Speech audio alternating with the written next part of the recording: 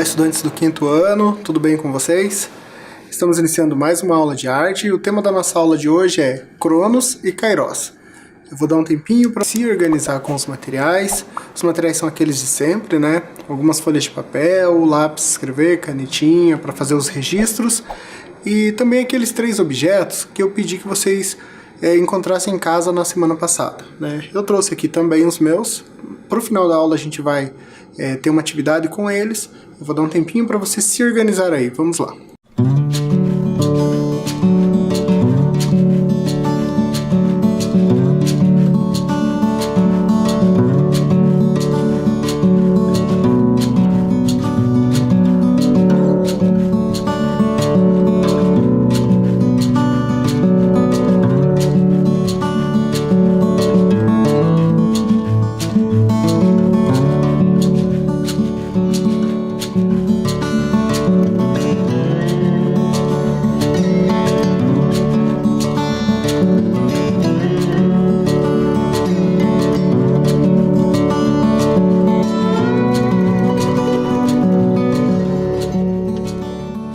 Muito bem, retornando aqui, quero começar perguntando, o que é o tempo? Certamente é muito complicado achar a resposta. É daquelas coisas que a gente sabe o que é, mas é difícil explicar, né? Bom, para ajudar eu vou trazer algumas definições aqui. A primeira, período sem interrupções no qual os acontecimentos ocorrem. Uma frase ali, quanto tempo ainda vai demorar essa aula? Só como exemplo. Mais uma definição aqui. O tempo tem a ver com continuidade, ou seja, o presente, o passado e o futuro. Isso não é do meu tempo. Quando as pessoas falam isso, o tempo aqui está com essa ideia de continuidade. Mais uma definição. O tempo tem a ver com aquilo que a gente consegue medir. Então, é o que se consegue medir através das horas, dos dias, das semanas, dos meses, dos anos, etc. Tem outras formas também de medir o tempo, né, por meio das estações e outros tipos de ciclos. As fases da Lua, por exemplo. Aqui tem a ver com a duração das coisas, né? Esse livro não estraga com o tempo. Então esse livro já existe há muitos anos, né, e ele está inteiro ainda. A última definição aqui é que o tempo às vezes pode ter a ver com uma subjetividade. Então o tempo pode ter a ver com as nossas memórias, com as nossas lembranças e com as nossas experiências. Por isso que é o tempo subjetivo, não é esse tempo objetivo que a gente consegue medir, né? Mas é um tempo causado pela percepção, né? É mais ou menos sobre isso que a gente vai tratar um pouquinho aqui hoje. Bem, na mitologia grega existe lá a história do Cronos e do Kairos. Cronos é o senhor do tempo, né? E Kairos é o tempo entendido de outra maneira. A palavra Cronos, inclusive, dá origem à palavra cronológico, que é aquele tempo em sequência. Nós vamos ver no vídeo, então, um pouquinho dessa história, tá bom? E depois a gente volta a conversar. Vamos ver, então. Olá, amigos. Hoje vou contar a história de Cronos e Kairos. Na mitologia grega, Cronos era o deus do tempo. O tempo é uma grandeza que pode ser medida por horas, minutos, dias, semanas, meses, anos. Sua força é implacável e não pode ser detida. E tudo que é conquistado nesse tempo é efêmero e findável, ou seja, acaba. Cronos casou-se com Reia, com quem teve 6 filhos: Hades, Poseidon, Hera, Deméter, Hestia e Zeus. Temendo uma profecia que dizia que ele seria tirado do poder por seus filhos, Cronos engoliu todos eles após o nascimento. O único que salvou foi Zeus, após Reia enganar o marido e entregar ele um pedaço de pano para ser engolido no lugar do seu filho Zeus. Já adulto, Zeus deu uma poção mágica para seu pai, fazendo com que Cronos vomitasse todos os outros filhos e finalmente libertá-los. Por ter derrotado Cronos, que simbolizava o tempo, Zeus e seus irmãos tornaram-se imortais. Kairos era o filho mais novo de Zeus e de Tique, a deusa da sorte e da fortuna. Descrito como jovem belo e com apenas um tufo de cabelo na testa, Kairos era um atleta tão ágil que era praticamente impossível de persegui-lo. Entre os romanos, ele recebeu o nome de Tempus, que representava aquele breve momento que as coisas são possíveis. Tempo que não pertence a Cronos e não pode ser cronometrado ou previsto. Na filosofia, Cronos era descrito como senhor do tempo e a pressão das horas comandadas pelo relógio. Era um carrasco responsável por controlar o tempo real, do nascimento até a morte. O tempo de Cronos é o limitador para a quantidade de atividades realizadas durante o dia, e a humanidade acaba se tornando escrava dele. Kairos, por sua vez, era um jovem destemido que não se importava com o tempo cronológico do relógio ou com o calendário. Ele era o tempo que não podia ser cronometrado. As coisas que acontecem sem hora marcada, as surpresas do dia a dia. O tempo de Kairos nos convida a aproveitar a vida de forma mais despojada, sem se importar o tempo todo com o implacável Cronos.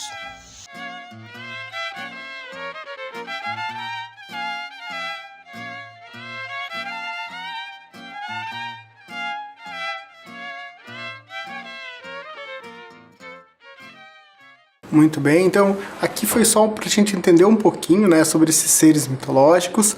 Então aqui só para definir então sobre eles, o Cronos é o senhor do tempo, como a gente viu ali, enquanto Kairos representa o tempo que não pode ser controlado. Para os gregos antigos, o primeiro significava o tempo cronológico, enquanto o segundo se referia à qualidade do tempo vivido, algo que não pode ser medido através de números. Por isso que um tem a ver com o tempo quantitativo, que se pode quantificar, né, que se pode contar, e outro tem a ver com a ideia de um tempo qualitativo, é a qualidade do tempo. Um escraviza através do tempo, e o outro quer a liberdade com o tempo. Então são algumas reflexões aqui em relação ao tempo. Mas o que isso tem a ver com música? Bom, as duas coisas também, os dois conceitos se relacionam na música. A gente tem o tempo cronológico, o tempo métrico na música, e a gente tem um tempo mais fluido, o tempo Kairos, né? A gente vai ver então alguns exemplos que podem remeter mais a um e exemplos que podem remeter mais a outro. Vamos começar aqui tomando a ideia, né, que a gente viu na exposição Natureza Franciscana. Nós vamos ouvir um áudio e depois eu volto a falar sobre ele. Vamos ouvir então.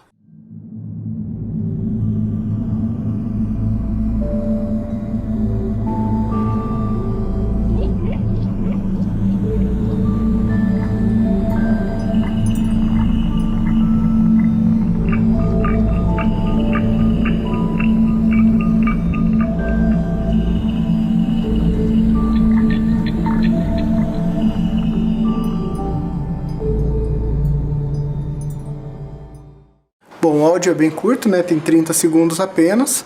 Eu não sei se você conseguiu lembrar da exposição que a gente falou, né? Natureza Franciscana, que é aquela natureza sob a curadoria do Felipe Chaimovic, no qual ele, a partir do Cântico das Criaturas do Francisco de Assis, ele tem a concepção de toda a exposição. Então ele explora ali elementos naturais. Eu não sei se você conseguiu fazer essa relação com esses elementos. A gente vai ouvir agora, novamente, vendo o vídeo, né, de divulgação do Museu de Arte Moderna de São Paulo, e ele vai trazendo ali os elementos que correspondem àqueles sons. A gente pode pensar que alguns sons se assemelham com aquilo, né, que eles representam, e outros nem tanto, mas é bom para a gente estabelecer esse paralelo, essas relações. Vamos ver o vídeo então, e vocês vão entender melhor do que eu estou falando.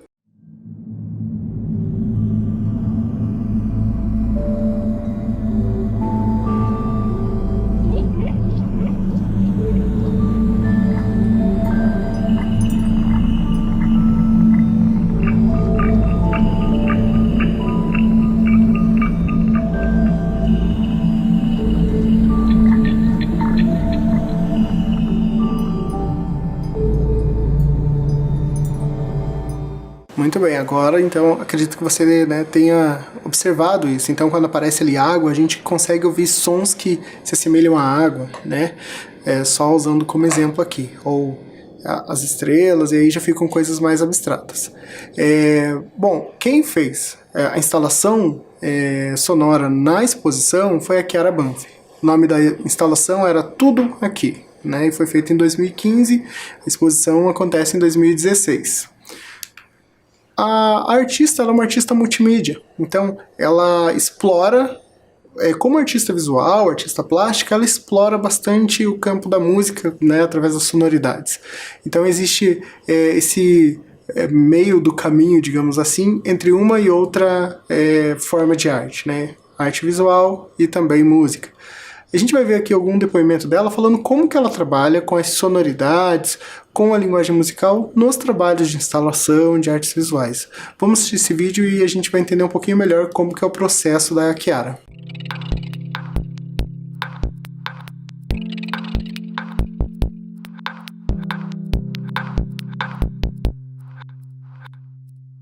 Meu trabalho já dialogava com música e com sonoridade, mas eu acho que eu aprofundei nesse assunto. Então, tem uma série de trabalhos que são mais relacionados diretamente com a música, desde a fase de produção de música, da indústria de música, dos instrumentos, são uns diálogos mais diretos. Tem a série Sunburst, que eu peguei as pinturas dos instrumentos, que tem uma técnica que chama Sunburst, e aí eu amplifiquei o campo onde elas acontecem. Então, assim, geralmente elas são no corpo do instrumento. Geralmente não, elas são no corpo do instrumento. O instrumento, ele é muito comparado com o corpo humano. Então, tem o corpo do instrumento, o braço, e aí eu fiz um campo que era um campo relacionado com o corpo humano. Então, o trabalho tem 1,60 m, mas na parede você se vê totalmente refletido dentro, e tem toda a técnica de pintura chamada Sunburst. Então esse é um exemplo, por exemplo. Aí tem o trabalho Discos Vazios, que é todo em cima da indústria de discos. Então tem esses mergulhos, sabe, esses caminhos que eu sinto que aprofundei mais na música. Tem uma série toda em cima das pausas e silêncios que tem nas partituras, na música, né? Então eu peguei 12 livros do Bach e eu apaguei toda a parte de música e só deixava os símbolos de pausas e silêncios. Tem isso, tem a parte sonora, mas tem a parte também de como o silêncio é essencial para o som, né, para a música. Então, esse aqui é uma prova de um trabalho que eu chamei de confluências. Então esse aqui é uma obsidiana do México. Obsidiana é pedra vulcânica. É quando a lava encontra com temperatura fria e ela pedrifica. E esse aqui é um seixo, uma pedra de rio do Brasil. Então, eu cabeei elas e como uma ideia de ligar duas pedras que não se encontrariam na natureza naturalmente. As pedras, elas têm som, né? Mas é uma frequência tão alta que a gente não consegue ouvir. A ideia é pensar um pouco nessas frequências, nessa sonoridade que não está ao nosso alcance.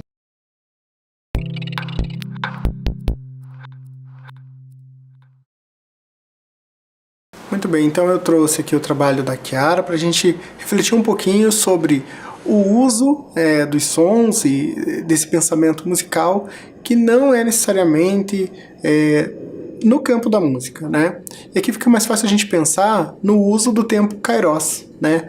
Como foi na instalação sonora que a gente pensou um pouquinho. A gente ainda vai ver sobre o tema, né? Instalações sonoras nas próximas aulas, mas aqui já foi para a gente pensar um pouquinho que não precisa, não tem essa necessidade de estabelecer um tempo Cronos, que a gente já vai ver mais para frente, que é um tempo que é medido, que determina como que os sons vão fluir, né? Aqui é uma coisa mais solta, mais livre, como no áudio que a gente ouviu, né? Da divulgação ali da exposição. Então a gente também viu aqui como a artista se apropria dos sons ou de coisas da linguagem musical, como ela traz o silêncio, por exemplo, a gente conversou sobre o silêncio na aula anterior, e aqui ela usa a representação do silêncio por meio do registro, né? Lembram que eu falei que as notas e as pausas, né, na partitura principalmente, elas têm a mesma importância, né, a mesma validade. E aqui ela anula os sons e deixa somente o silêncio ali representado. É uma das instalações dela. Bem, agora a gente vai para a nossa primeira atividade de hoje. Eu vou pedir que você tente explorar sons da natureza no ambiente que você está.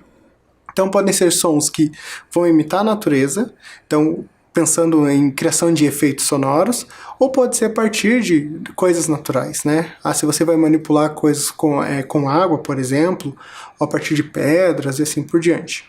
Então você vai tentar explorar sons provenientes de coisas da natureza ou tentar imitar sons da natureza. Som do vento, som das águas. Pensando aqui, como exploração, só a experimentação desses sons, tá? Sem um pensamento já de composição. Por hora é só pra gente explorar mesmo e tentar ter um repertório aqui desses sons. Se você conseguir gravar esses sons, ótimo, se não tem problema, você pode também registrar no caderno o que você conseguiu aí. Eu vou dar um tempinho para você explorar nessa atividade.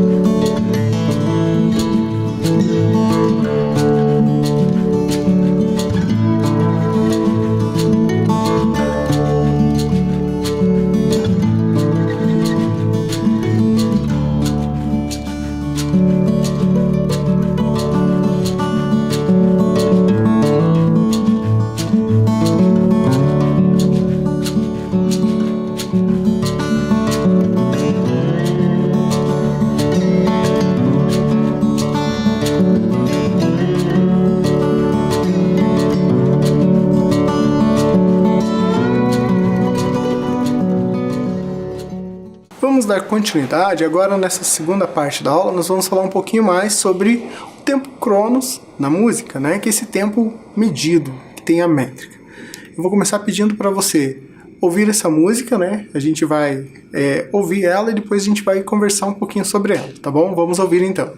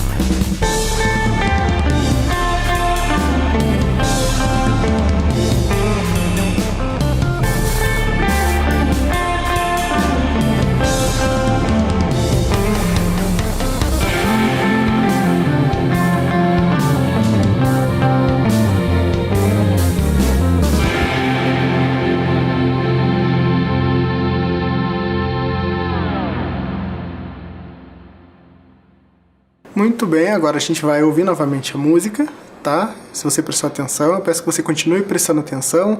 O nome da música ali eu traduzi, né, livremente, é Parede de Ar Perspicaz, é do Jesse Spillane. É uma música instrumental, como a gente pôde observar aqui. Eu vou tocá-la novamente e agora a gente vai ver com uma alteração e aí vocês vão me dizer qual é essa alteração, tá bom? Vamos ouvir novamente.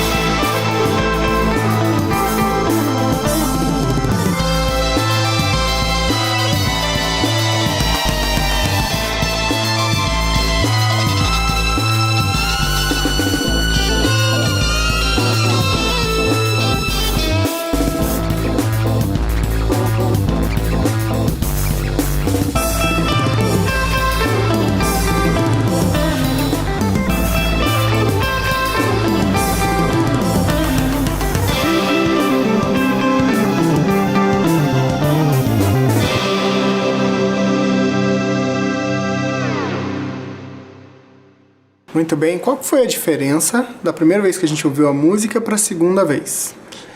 Acertou quem disse que a diferença foi a velocidade da música, a velocidade com que a música foi executada. É sobre isso que a gente vai falar agora, né, também. Vamos começar falando sobre pulso primeiramente. O que é o pulso? O pulso são batidas em estímulos periódicos de curta duração, idênticos, porém distintos, percebidos como pontos no tempo que ocorrem no nível mensural, ou seja, de uma forma que pode ser medido.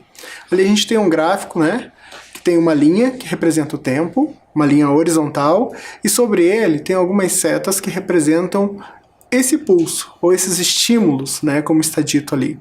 Bom, eles podem ser idênticos, todos iguais, ou podem ser distintos, tanto na questão da contagem do tempo, quanto no som que ele emite. Eu vou dar um exemplo aqui para não ficar tão abstrato.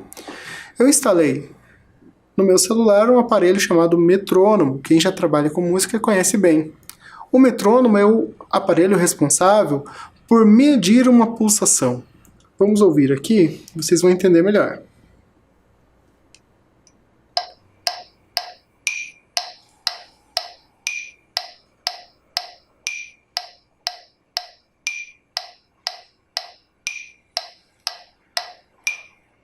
Observaram que aqui tem uma marcação? Bom, tem uma nota diferente, né? Inclusive eu posso alterar a configuração e deixá-las todas iguais.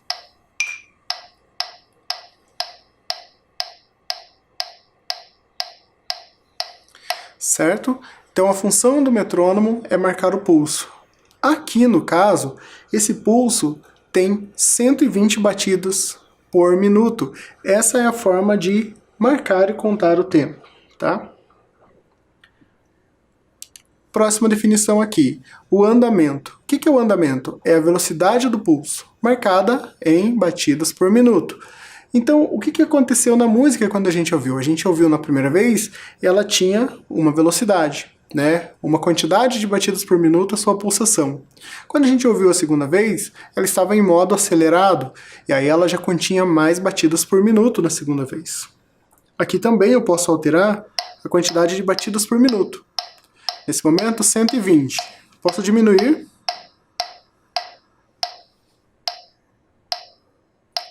Ou posso aumentar.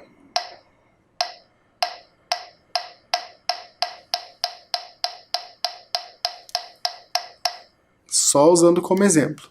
Ali no gráfico nós temos representado, então, um espaço maior na primeira vez, um espaço menor na segunda, ou seja, tem muito mais batidas, né, por minuto, e um espaço intermediário, nem é o maior e nem é o menor, em verde ali. Então são formas e andamentos diferentes. Andamento, então, é a velocidade do pulso. A gente vai fazer um exercício para tentar sentir esse pulso, tá? Vai ficar a instrução na tela e uma música será executada. Na verdade, é uma combinação de músicas aqui. Qual que é a ideia? Enquanto a música estiver tocando, você vai tentar andar de acordo com a pulsação da música. Então você vai tentar identificar a pulsação, qual que é essa velocidade da música. Você vai caminhar conforme essa pulsação. Então vai ter música mais rápida, música mais lenta, você que vai identificar essa pulsação. Quando a música tiver um intervalo em silêncio, você pode caminhar na velocidade que você quiser. Então você vai mudar a velocidade, aí vai entrar uma outra música e você vai ter que tentar achar o pulso dela e andar conforme. Tá? A gente vai experimentar, tentar sentir a pulsação dessa música a partir dos nossos passos. Vamos lá então.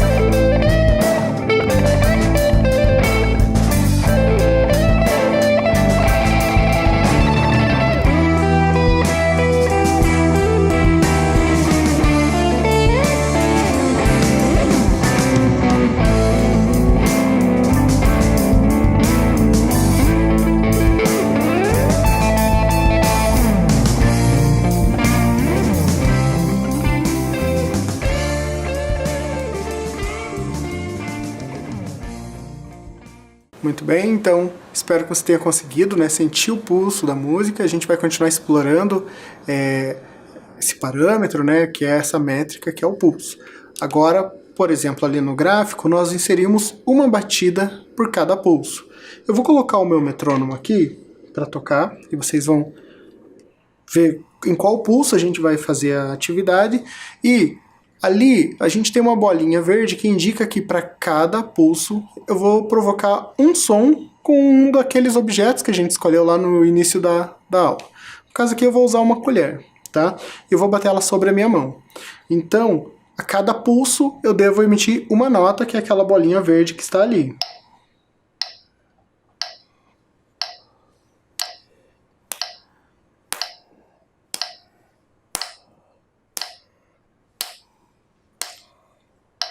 Certo? Aqui estou usando 60 batidas por minuto, é basicamente uma batida por segundo, visto que um minuto tem 60 segundos, né? E eu estou batendo uma nota a cada pulso. A gente pode variar essa ideia. Então, nesse segundo exemplo, eu não vou coincidir a batida com o pulso. Eu vou tocar no contratempo, né? Por isso que é contratempo, porque é o contra da pulsação. Então eu vou deixar tocando aqui e vou bater entre o intervalo de um pulso e outro.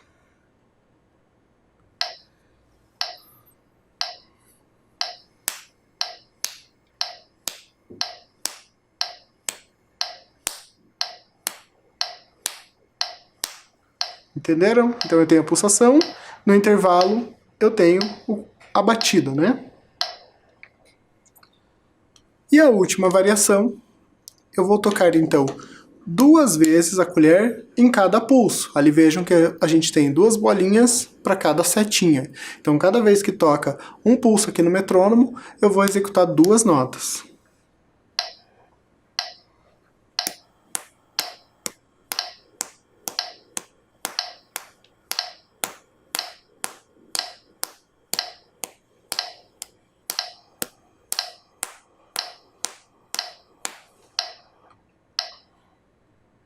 Bom, acredito que vocês pegaram a essência. Então a gente tem a batida no pulso, no contratempo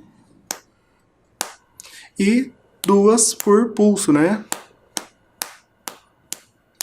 O que você vai fazer? A gente tem 3 objetos aqui. Você vai escolher um objeto e fazer uma dessas tipos de batida, ou sobre o pulso, ou no contratempo, ou 2 batidas. Por exemplo, a colher, eu escolho fazer, então, 2 batidas por pulso. Eu vou deixar tocando o metrônomo só para a gente ter referência.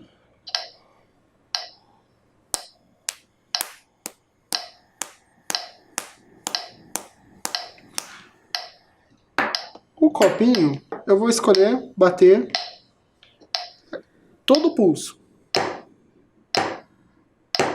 Eu posso também pensar outra forma de tocar esse copinho. Ele tem aqui uma textura, né? Eu poderia fazer outro som. No contratempo, por exemplo.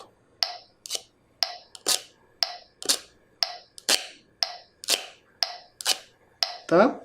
Então, contratempo, o copinho. A colher no pulso, uma batida por tempo. Sobrou para a lata, 2 batidas por pulso, né?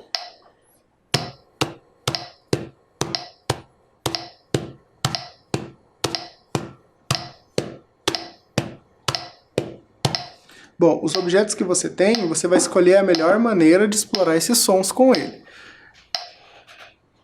Quando você já tiver feito algum tempinho e se sentir seguro, tente gravar e executá-los todos ao mesmo tempo, todos juntos, para ver que ritmo você consegue. Você pode também variando os ritmos a partir de variar a forma de tocar cada um. Então, de repente, agora no contratempo eu vou tocar a latinha em vez da colher, ou em vez do copo, e assim por diante, tá bom? Eu vou deixar aqui um tempo para você explorar essas possibilidades aqui. Vamos lá.